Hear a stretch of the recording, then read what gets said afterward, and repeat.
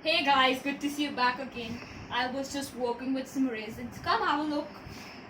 Okay. So I had put these raisins in a bowl filled with water yesterday, and now as you can see, they are all swollen. See. Wait a sec. See, these were the raisins put in the bowl yesterday, and these are the normal raisins. See, they are swollen very much. Now, the question that arises after this experiment is, why did this happen?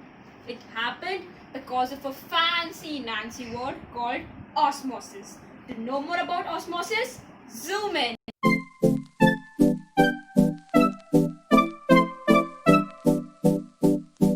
Welcome back, guys. First of all, you all might think that why did I change my t-shirt? Oh, that's a funny banter. That's because I spilled some of the solution on my lab coat on my t-shirt while doing an experiment before. Let's forget that thing, come back to osmosis. Okay, so the question is, what exactly is osmosis? To keep it in simple words, osmosis is the movement of water particles in a special kind of mixture of solutes, like this salt over here, in the universal solvent. All of us know that universal solvent is the precious water. So in other words, osmosis is the movement of water particles from an area of higher concentration to an area of lower concentration.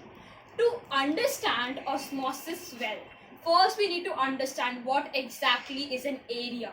So an area of lower concentration means that there is low level of water, that is more number of solute particles and less number of solvent particles. Whereas on the other hand, area of a higher concentration means more level of water than the solutes, means more water particles than the solute particles. Okay, so you might all think that osmosis is very difficult to remember. I don't know what is lower concentration area, what is higher concentration area. To remember osmosis, all we need to remember is that water has a tendency to move from an area of higher concentration to an area of lower concentration. Now, why does osmosis happen? I think it happens because water does not want to discriminate.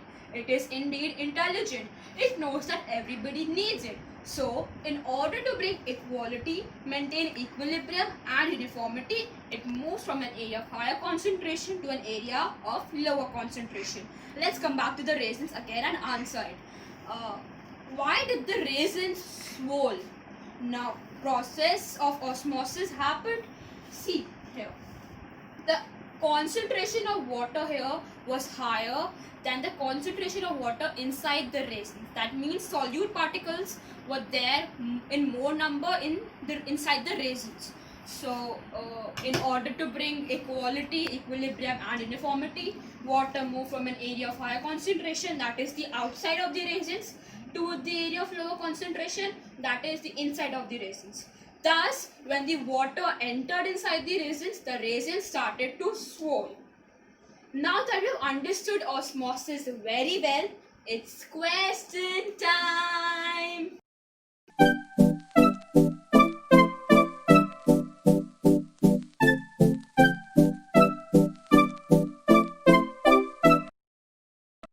Today's question is, why does an ocean water fish feels uncomfortable in fresh water rather than seawater? Though it's purely fresh. Think about it. That's a tricky one. Can't find it? Well, the answer, my friend, is flowing in the water. The answer is flowing in the water. Oh, that's my old favorite song. Sorry, coming back again. This happens because of the process of osmosis again. There's a vast difference between the concentration levels of the fish and the fresh water when we put the fish in the water bowl.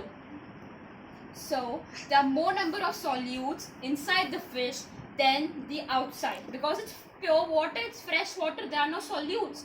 In order to bring equilibrium, the water starts to move inside the body of the fish. And as we all know, the fish will gradually start to swell. Now it will swell more and more and more, and it will lead to fish's death.